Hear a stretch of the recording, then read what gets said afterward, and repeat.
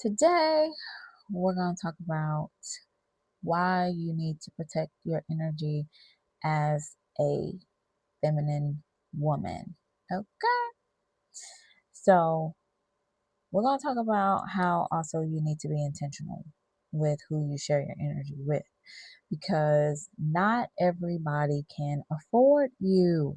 Okay, and I'm not even talking about financially. Okay, some people cannot afford you mentally, they can't afford you emotionally, and they cannot afford you spiritually. All right, but sometimes when we get in a space of lack, we want to give it away. Okay, you're feeling sad, you're feeling lonely, you're feeling depressed, and then you just give yourself away to somebody that don't even deserve you. Or you're in that space of deficit and lack, and you attract someone into your life at that time. And then over time, you gradually wake up and you're like, wait a minute, this is not what I want. This is not what I wanted this to be. And by that time, you've already got some months, years invested. You're already intertwined with this person on a mental, spiritual, and maybe financial level. So it makes it harder to like pull away. So that's why at the beginning we need to be very mindful about who we allow into our life. I just really want to be a beacon of light for younger women. Because I really feel like at my age now, I've went through quite a bit of stuff uh, in life, especially growth wise and like emotional growth, spiritual growth. And I just want to be able to give back and do my due diligence with younger women to make them aware of some of the decisions that they may be encountering now. And not just younger women, but maybe women my age, maybe older women, and just whoever really receives the message. So I think that we live in a culture right now that says, hey, it's okay, go and be free and, you know, have sex, or I'm not supposed to say that, have, happy time with anybody. You're a free woman. Go be liberated. Go be free. You ain't got nobody holding you back. Right. Okay. And that's all fine and dandy. Okay. It's all fine and dandy until you're up at 2 o'clock in the morning crying, uh, in this situationship for like the third time this year, because you didn't change any of your routines and you continue to meet the same guy over and over and over and over and over. Okay, so it's fun until that continues to happen. And so I think that we as women, like, we have to protect ourselves on an emotional level, a mental level, and a spiritual level. Okay. A lot of us want to be like, oh, we're about to go get that bag. We're about to go get this education. We're about to go get this job. We're about to do all this stuff, right? But you still choose the wrong man. You still choose a bum.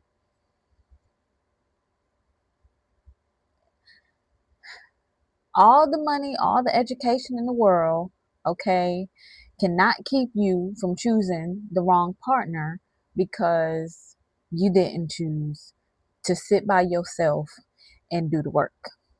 Okay. So all the money, all the wealth, all the, education that you have amassed to hide behind and to make yourself feel like, I am this, I am that, but there's still an emotional deficit, okay, that leads you to these deficient relationships over and over and over and over again. You got to do the work and you got to see, hey, where am I going wrong? You know, sometimes it's not just the men, it's you. And that is a hard pill to swallow. And when we ask ourselves the question, why do I keep going through this? What am I doing? It's not just them. At this point in time, it's me. And how am I the problem? And I think that it's time that we start looking at intimacy from a different lens, okay? Because I really feel like at this point in time, intimacy is looked at on a physical level. And of course, we do look at intimacy on a mental or emotional level, far as like bonding with someone, opening up, being expressive. So, more than just the physical concept of intimacy. Well, we also have to look at the spiritual part of intimacy, okay? And that spiritual part of intimacy is the energetic exchange between two people, okay? And I think that when we dive into this a little bit deeper and we really start to take a look at this, maybe we'll start putting a heavy weight on, okay, yeah, I definitely do need to pay attention to this because uh this is something that is like super duper important. Okay. um so spiritually, it's the essence of our being, all of our emotions, all of our feelings, our values, our morals, our entire compass of what makes us who we are, okay, spiritually, our connection to others, our connection to source energy, our connection to the universe, okay, that's the spirit within us, the unseen, okay. And so, with that being said, when we merge with another person, it is a spiritual intertwining. Okay. And I'm pretty sure a lot of people probably heard of this. Um, when you merge with someone, their energy becomes your energy becomes their energy. All right. And before, like, I would read this, I would hear this, and I'm just like, yeah, okay, that's true. Like, I get the concept. But it wasn't until I experienced this firsthand and really had the awareness of it. And when I stepped back to really have the awareness of this exchange of energy and how it was affecting me, I was like, oh, wow. Okay, yeah, this is different. And so, what I mean by that is, I know my moral compass of how I feel about things and how I respond to the world and respond to myself. And so, I noticed after engaging with a particular individual, like the first couple days, I would be okay, like riding that wave, girl, riding that wave. We high now, okay? But after that high wears down, okay, it's kind of like all of the dust settles and now there's quiet and now there's a rumbling. And that rumbling for me was depression. That rumbling for me was always just feeling so frantic about my life. Like everything was about to fall apart. And granted, I would get like that on my own sometimes, from time to time, in certain life situations. But this was coming up, coming up, coming up. And I'm just like, why does this keep coming up? And I would start to have feelings of, you know, just very dark thoughts. Uh, Even my money was being affected. And I'm just like, oh, wait a minute, what is going on? And I just always noticed after I intertwined with this particular individual, I just wouldn't feel right on the inside. I didn't feel peaceful like myself. I didn't feel connected to myself. And most important, I didn't feel connected spiritually. Like I just felt like I was just so far off. And it just became very concerning for me. And it's just like, why do I feel like this after this encounter? And this was the first time that I really took notice to that. And I'm thinking it's because of the frequency of how often it was happening, to the point where it was really starting to show up in my life. And so I just want you to pay particular attention to the spiritual essence that a person carries, okay? And this is not just what they tell you, this is how they are going about it in their day to day life.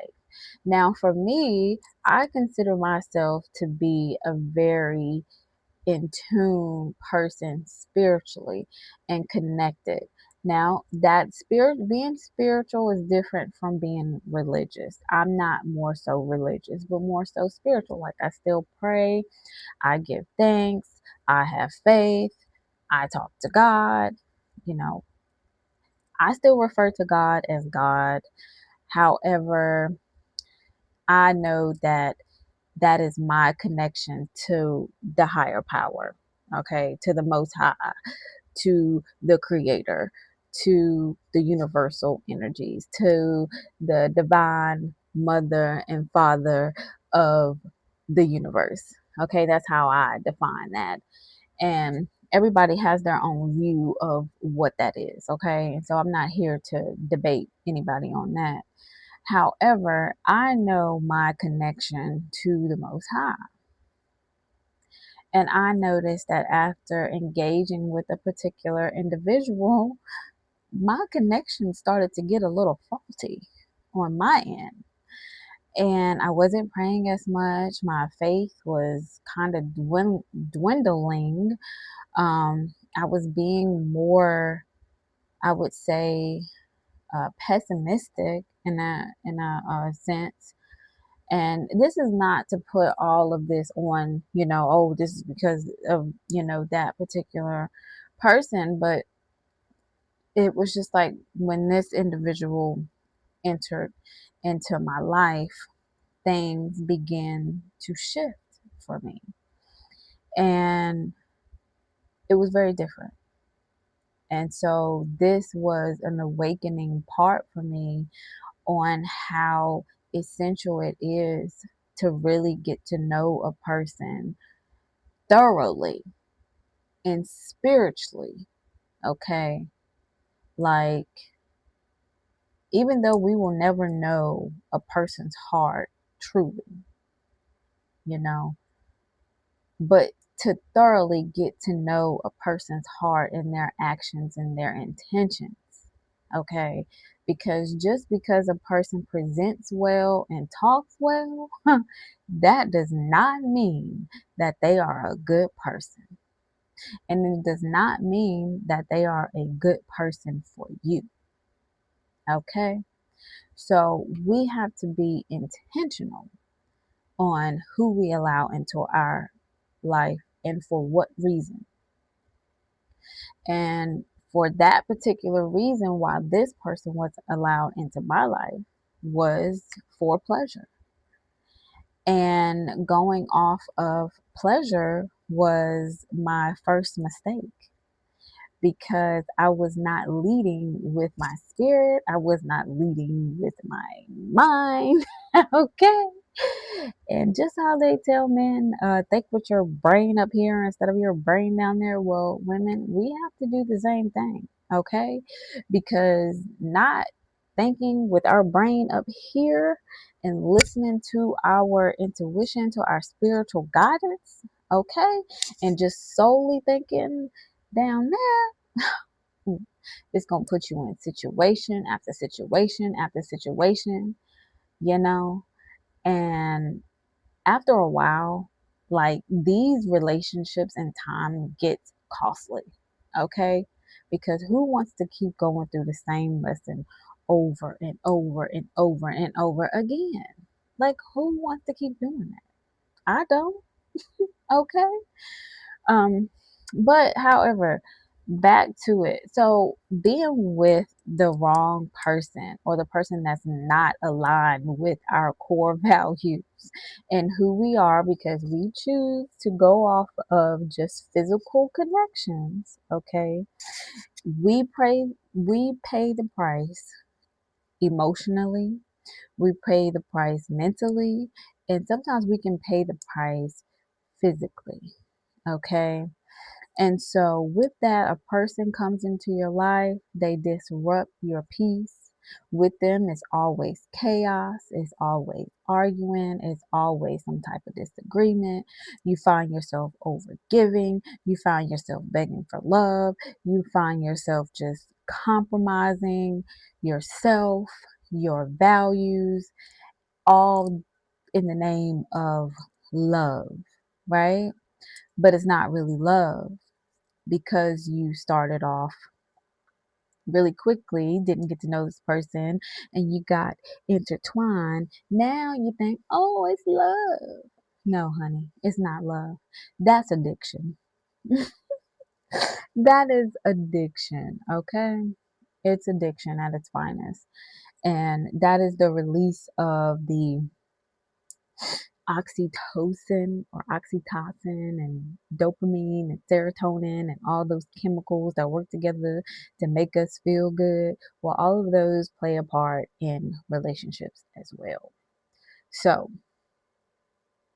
we have to definitely be mindful of all of the inner workings of that.